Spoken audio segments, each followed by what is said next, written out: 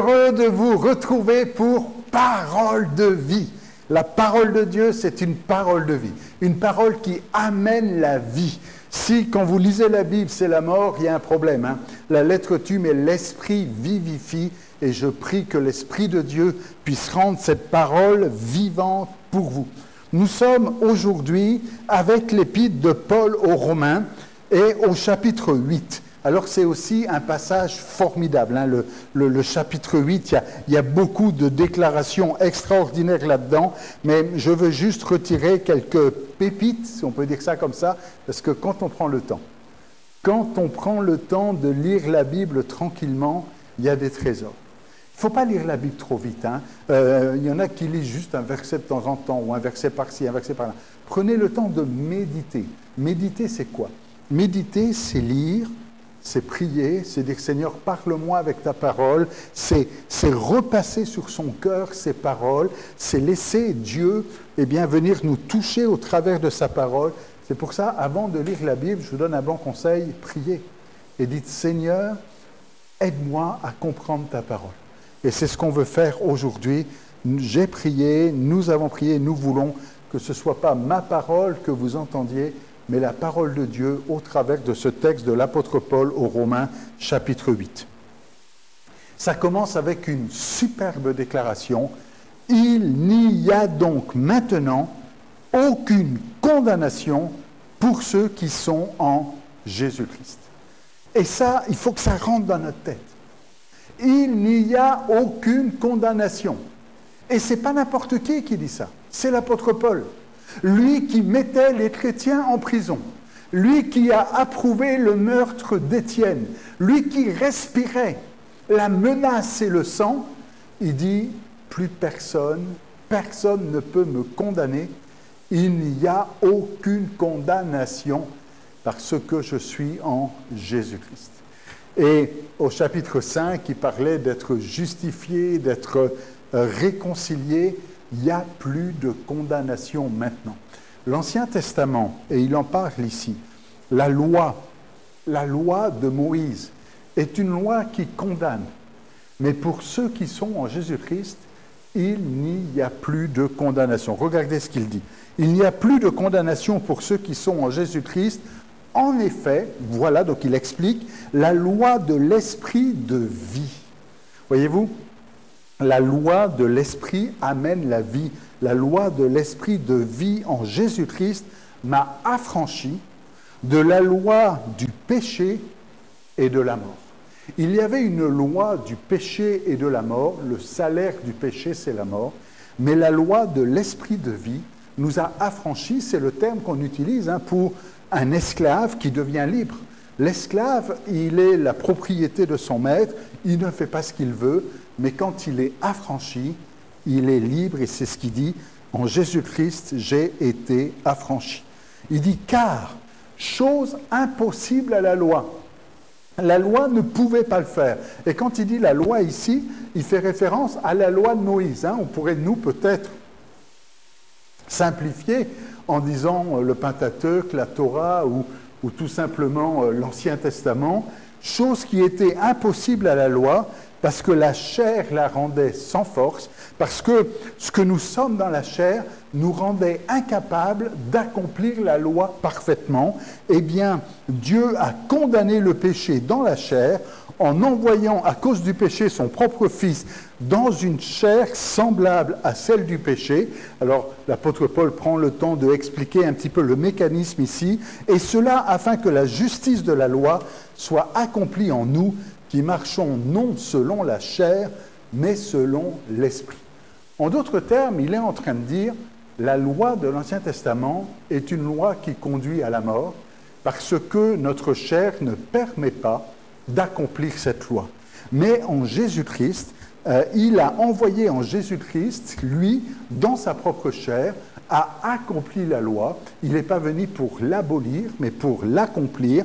Et dans une chair semblable à celle du péché, il a triomphé, il a accompli. La justice de la loi a été accomplie en nous, qui marchons non selon la chair, mais selon l'esprit.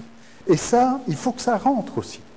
Parce que trop souvent dans nos églises, on fait une confusion entre marcher selon la chair et marcher selon l'esprit.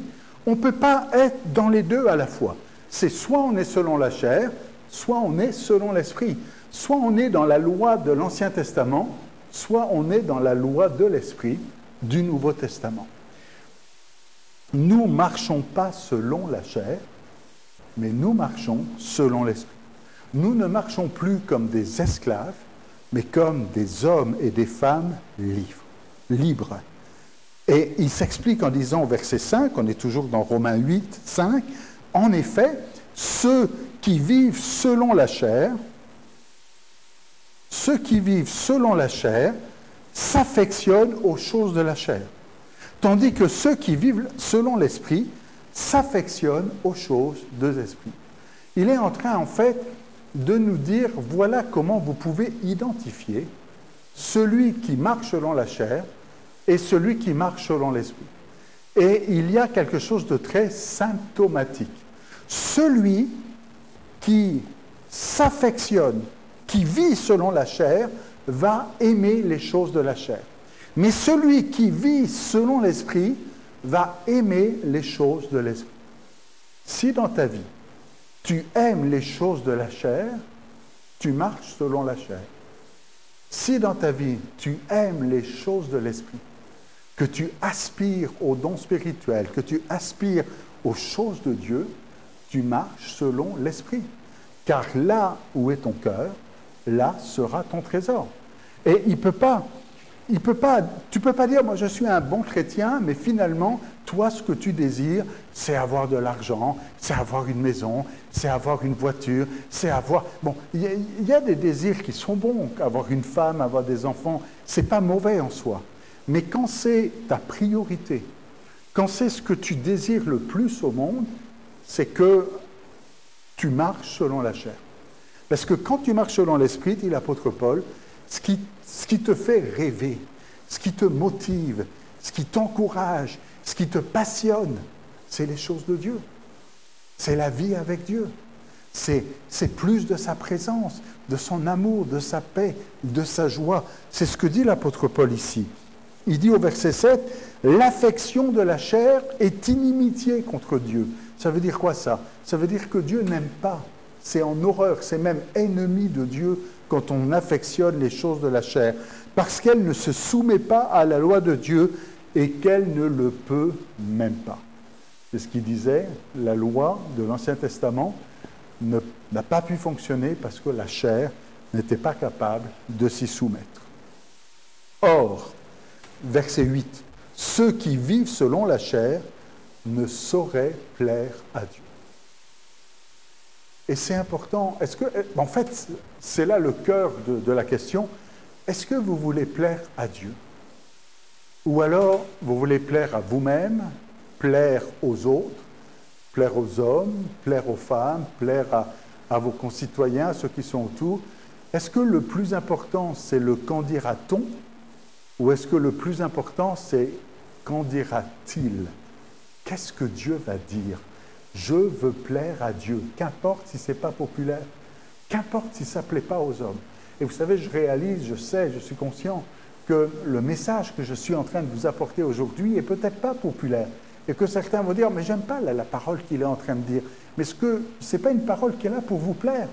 C'est la parole de Dieu, c'est ce que l'apôtre Paul dit. D'ailleurs, je peux me cacher derrière lui en disant, c'est même pas moi qui le dis, c'est Paul.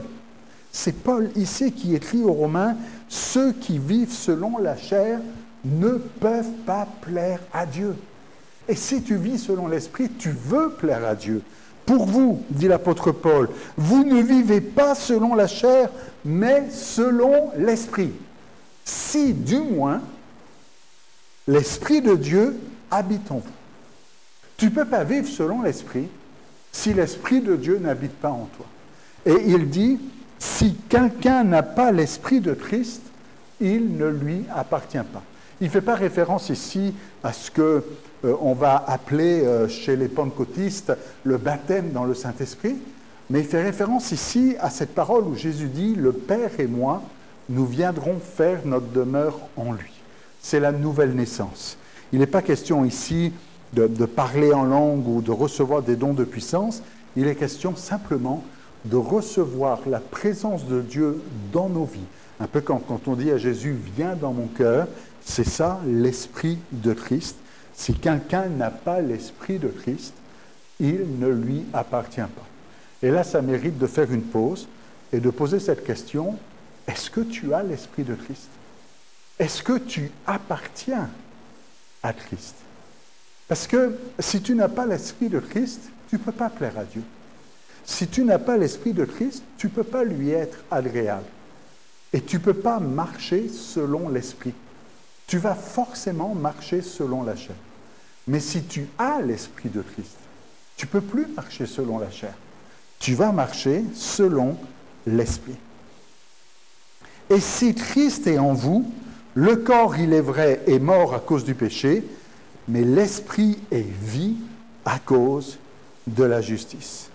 Et j'aime particulièrement le verset 11, où il dit « Et si l'esprit de celui qui a ressuscité Jésus d'entre les morts habite en vous », comprenez ici, il dit « Attendez, on ne parle pas de n'importe quel esprit ici.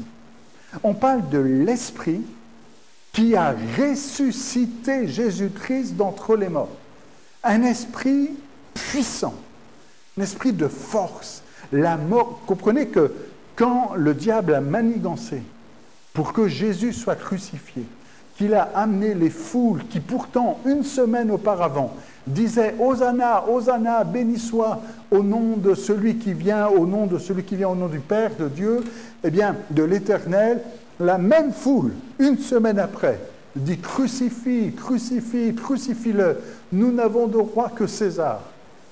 Le diable a manigancé, le diable a manipulé Judas pour qu'il trahisse toutes sortes d'affaires. Ben, le même adversaire, quand Jésus est au tombeau, laissez-moi vous dire qu'il ne l'a pas laissé tout seul au tombeau, là, mais il y avait une armée de démons, de légions de démons qui étaient là pour être sûr qu'il reste au tombeau. Mais l'esprit de celui qui a ressuscité Jésus-Christ d'entre les morts a été plus fort que toute opposition, que toute puissance, que toute domination. Cet esprit qui a ressuscité Jésus d'entre les morts, c'est le même esprit qui habite en vous. Est-ce qu'on arrive à réaliser ça? C'est pas un esprit de timidité, c'est pas un petit esprit, c'est pas un peu de puissance, un esprit qui me fait un peu de bien. C'est l'esprit qui a ressuscité Christ d'entre les morts. Et l'apôtre Paul, c'est vraiment sa démonstration ici, disant, mais attends, tu réalises là que ce n'est pas n'importe quel esprit, c'est l'esprit qui a ressuscité Christ d'entre les morts qui habite en vous. Eh bien, celui qui a ressuscité Christ d'entre les morts rendra aussi la vie à vos corps mortels par son esprit qui habite en vous. Il dit, si tu as le même esprit que l'esprit qui a ressuscité Jésus-Christ d'entre les morts, toi aussi, tu ressuscites d'entre les morts. C'est plus la mort qui te gouverne, c'est plus la loi du péché, c'est plus la mort qui te manipule, mais c'est l'esprit de vie qui te rend vivant.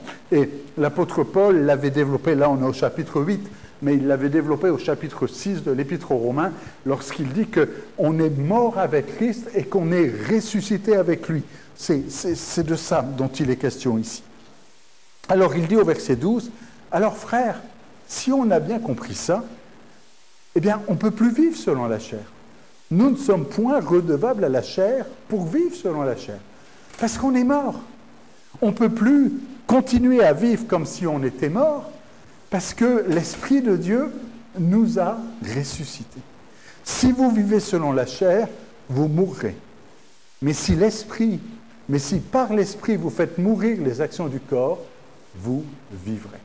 Il doit y avoir en nous cette même expérience de mort et de résurrection. Car tous ceux qui sont conduits par l'Esprit de Dieu sont fils de Dieu. Et vous n'avez pas reçu un esprit de servitude pour être encore dans la crainte, mais vous avez reçu un esprit d'adoption par lequel nous crions « Abba, Père ». L'esprit que nous avons reçu n'est pas un esprit de servitude. C'est quoi un esprit de servitude? C'est quand un maître vous force comme esclave. mais vous avez été affranchis, vous êtes libres. C'est un esprit d'adoption, où le Père ne vous a pas récupéré pour que vous soyez ses esclaves, mais pour que vous soyez ses fils, que vous soyez libres, et que par cet esprit, vous puissiez dire « Abba, Père ». Et l'Esprit lui-même rend témoignage à notre esprit que nous sommes enfants de Dieu. Chapitre 8 est formidable. Il y a énormément, et si vous prenez le temps de méditer, je vous invite peut-être à l'issue de cet enseignement à prendre du temps et à relire tranquillement, paisiblement, et à méditer, à demander à Dieu de vous éclairer. L'Esprit rend témoignage. Est-ce que vous sentez l'Esprit de Dieu qui atteste à votre esprit, qui rend témoignage à votre esprit? Tu es enfant de Dieu. Tu n'es plus un esclave. Tu n'es plus un étranger. Tu es fils de Dieu. Tu es fille de Dieu. Et l'Esprit qui a ressuscité Jésus-Christ d'entre les morts te pousse à pouvoir appeler Dieu mon Père, notre Père qui est aux cieux. Abba, Père. Et l'apôtre Paul continue sa démonstration, parce qu'il est très ici dans la rhétorique et la démonstration romaine. Il dit, or, si nous sommes enfants, nous sommes aussi héritiers. Il dit, mais quand tu réalises que tu es enfant de Dieu, qu'il y a un esprit d'adoption, que le Père t'a adopté, tu réalises qu'il y a un héritage. Que ce n'est pas juste que tu deviens enfant, mais parce que maintenant tu es dans la maison de Dieu, il y a des choses qui sont à toi. Parce que tu n'es pas un étranger du dehors, mais tu es de la famille de Dieu, héritier de Dieu, co-héritier avec Christ. Si toutefois nous souffrons avec lui, afin d'être glorifiés avec lui. Et l'apôtre Paul va dire, mais moi, j'estime que les souffrances du temps présent ne peuvent être comparées à la gloire à venir qui sera révélée pour nous. On peut dire la même chose si on regarde un petit peu Romains chapitre 5, mais ici, l'apôtre Paul dit, j'estime que les souffrances du temps présent. Peut-être que certains passent par des souffrances aujourd'hui. Et l'apôtre Paul est en train de vous dire, est-ce que toi aussi, tu peux dire, j'estime que les souffrances du temps présent, que ce que je suis en train de vivre aujourd'hui et qui me fait souffrir, je ne peux pas comparer ça avec la gloire de Dieu qui m'attend, avec cette révélation, la gloire à venir qui sera révélée pour nous. Et il dit, même la création attend avec un ardent désir la révélation des fils de Dieu, car la création a été soumise à la vanité, non de gré, mais à cause de celui qui l'a soumise, et avec l'espérance qu'elle aussi sera affranchie de la servitude de la corruption, pour avoir part à la liberté de la gloire des enfants de Dieu.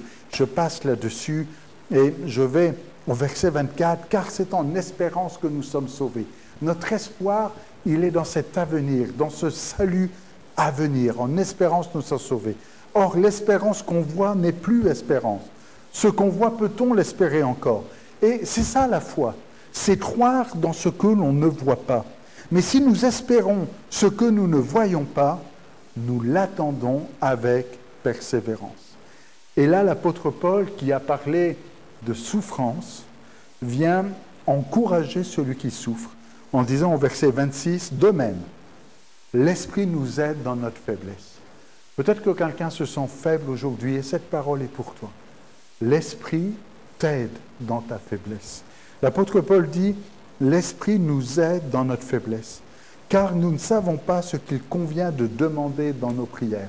Des fois, on peut être tellement découragé, accablé, faible, qu'on n'a même pas la force de prier, qu'on ne sait même pas comment prier. Et qu'est-ce qu'il faut demander? Des fois, on nous dit, il faut te battre, mais on est tellement faible qu'on n'a même pas la force de se battre soi-même. Il y en a d'autres qui vont prier pour toi, qui vont intercéder pour toi, mais l'Esprit est là aussi pour t'aider dans ta faiblesse.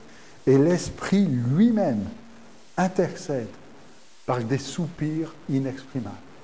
Peut-être que des fois, tu es juste là dans la présence de Dieu. Tu peux faire qu'un soupir. Je ne sais pas quoi dire. Mais l'Esprit utilise même ce soupir inexprimable pour intercéder. Et celui qui sonde les cœurs, Dieu, il connaît, il sait ce qu'il y a dans ton cœur.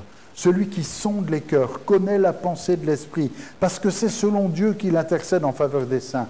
Et nous savons du reste. Et ce Romains 8, 28, c'est un verset qu'on répète souvent par cœur, mais c'est important de bien le situer dans le contexte. Nous savons du reste que toute chose concourt au bien de ceux qui aiment Dieu, de ceux qui sont appelés selon son dessein. Il parle de faiblesse, il parle de souffrance. Et est-ce que tu peux dire avec l'apôtre Paul, mais je sais, je doute pas, je sais que je sais, j'ai cette conviction que toute chose concourt au bien de ceux qui aiment Dieu. Alors maintenant, comprends bien. Quand il dit toute chose concourt au bien, il n'est pas en train de dire que toute chose est bien. Il y a des choses, c'est pas bien. Tu ne peux pas dire, ah, c'est bien de souffrir. Non, non, tu ne sois pas maso ici. Il ne faut pas dire, non, non, moi j'aime ça, souffrir. Non, non, personne n'aime souffrir. Tu ne peux pas dire, ah, c'est bien là si je souffre. Non, c'est pas bien. Mais ça concourt au bien. C'est-à-dire qu'au travers du temps de faiblesse et de souffrance par lequel tu passes, Dieu veut faire ressortir quelque chose de bien. Vous savez, Joseph, ce n'était pas une bonne chose qu'il soit abandonné par ses frères dans la citerne. Vous savez, Joseph, ce n'était pas une bonne chose qu'il soit en prison. Joseph, ce n'était pas une bonne chose qu'il soit même oublié en prison, même après avoir expliqué le rêve du panetier et de l'échanson. Joseph, ce n'était pas une bonne chose qu'il passe par tout cela. Mais il dira, à la fin, lorsqu'il retrouve ses frères, « Vous aviez médité de me faire du mal, mais Dieu l'a transformé en bien. » C'était du mal, mais toute chose concourt au bien. Dieu est capable, à partir de n'importe quelle situation, d'en faire sortir du bien. C'est ça ce que veut dire ce verset. Toute chose concourt au bien. Dieu va faire concourir pour le bien. Alors, je suis d'accord avec beaucoup qui se posent la question en disant « mais je ne vois pas le bien là ». Et on ne le voit pas, peut-être. Tu ne le vois pas maintenant. Mais peut-être que dans quelques temps, dans quelques semaines, quelques mois ou quelques années, tu vas regarder derrière et tu vas dire « je comprends maintenant ». Peut-être c'est même pas sur la terre que tu le comprendras, c'est quand tu seras au ciel. Mais l'apôtre Paul, il dit « mais je sais ». Même si je ne comprends pas, même si je ne réalise pas, même si je ne sais pas pourquoi, mais je sais que toute chose concourt au bien de ceux qui aiment Dieu, de ceux qui sont appelés selon son destin. Et comme le temps passe, il faut que je conclue. Alors je vais arriver directement à cette doxologie, hein, c'est comme ça qu'on dit, c'est-à-dire cet élan que l'apôtre Paul donne à la fin. Il a commencé en disant « il n'y a aucune condamnation ». Et il conclut en disant « mais qui accusera les élus de Dieu ?» Verset 33. Qui accusera les élus de Dieu? C'est Dieu qui justifie. Il l'a développé au chapitre 3, il l'a développé au chapitre 4, il l'a repris au chapitre 5, ayant été justifié. Et il dit « mais qui les condamnera ?» Christ est mort, bien plus. Il est ressuscité, et l'Esprit qu'il a ressuscité habite en nous. Il est à la droite de Dieu, il intercède pour nous. Qui nous séparera de l'amour de Christ? Sera-ce la tribulation, la souffrance, la persécution, l'angoisse, la persécution, la faim, la nudité, le péril, l'épée? Là, c'est tout ce qui concerne le temps de l'apôtre Paul. Peut-être que nous, aujourd'hui, on va rajouter des choses plus modernes. Est-ce que ça va être la maladie, le cancer? Est-ce que ça va être le chômage? Est-ce que ça va être le deuil?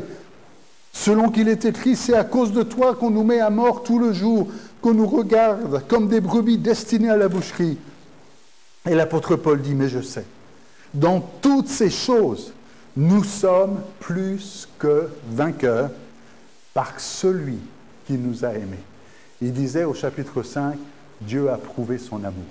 Il sait que Dieu nous aime. Et dans toutes ces choses, parce que nous savons qu'il nous aime, nous savons que nous sommes plus que vainqueurs par celui qui nous a aimés.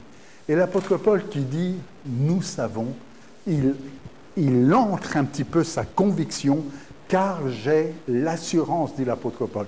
Et j'aimerais vous inviter à pouvoir vous approprier cette assurance que l'apôtre Paul ici proclame.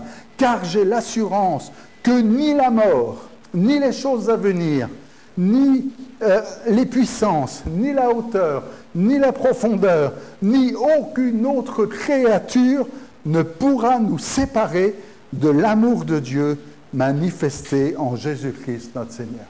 Est-ce que tu as cette assurance aujourd'hui que rien de toutes ces choses ne pourra nous séparer de l'amour de Dieu manifesté en Jésus-Christ notre Seigneur? Prions ensemble. Seigneur, tu vois mon frère, ma sœur, qui peut passer par des moments difficiles et peut-être même des moments de doute. Je prie qu'au travers de la lecture de l'épître de Paul aux Romains, il y ait une conviction, une assurance, une certitude. Rien ne pourra me séparer de son amour. Il m'aime. Il m'a tellement aimé. Qui accusera? Seigneur, que ta conviction, que ta paix, que ta joie, que cette assurance de la victoire nous fait triompher, puisse venir saisir le cœur de mon frère, de ma sœur maintenant, et qu'il puisse reprendre avec Paul en cœur ces paroles et pouvoir dire, c'était vrai pour Paul, mais c'est vrai pour moi aujourd'hui. J'ai l'assurance que ni la mort, ni la vie, ni les anges, ni les dominations, ni les choses présentes, ni les choses à venir, ni les puissances, ni la hauteur, ni la profondeur, ni aucune autre créature ne pourra me séparer de l'amour de Dieu manifesté en Jésus-Christ, mon Seigneur. Amen. Que Dieu vous bénisse.